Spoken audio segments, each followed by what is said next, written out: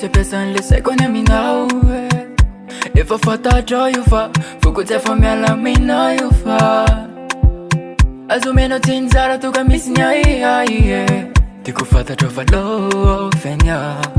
tiania hoe tsy tiako iala etonareo minitra monjy tiako efa nahitantanantanako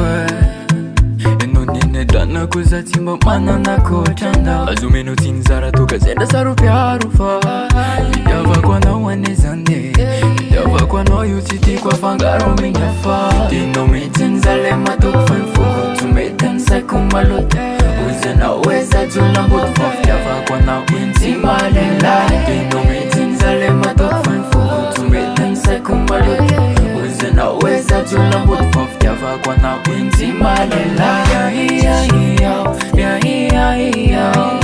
Twezo banzong tsy matokony valera ratsy ny amonitsika lalana niny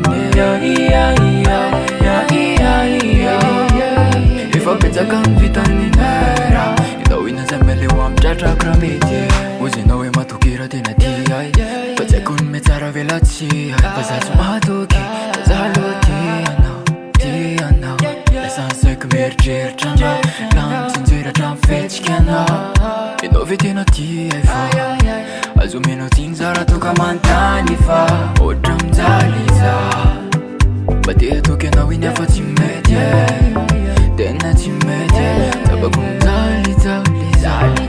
mararirary fa te atoky anao fa tsy mety tena te atoky anao fa tsy mety aho fa tianao mitsinjale matoko fanifoko tsy mety ansaiko maloto ozanao hoe zajolamboto fa fitiavako anao tsy malelay tinao mitsinjale matoko fanifoko tsy mety ansaiko maloto ozanao hoe zajolamboto fa fitiavako anao tsy malelay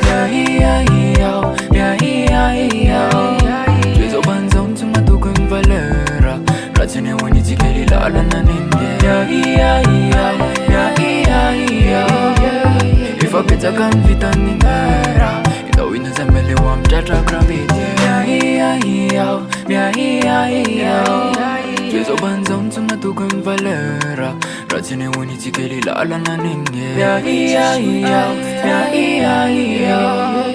efa betsaka ny vitany nera itao ina zay meleo amitratrako raha mety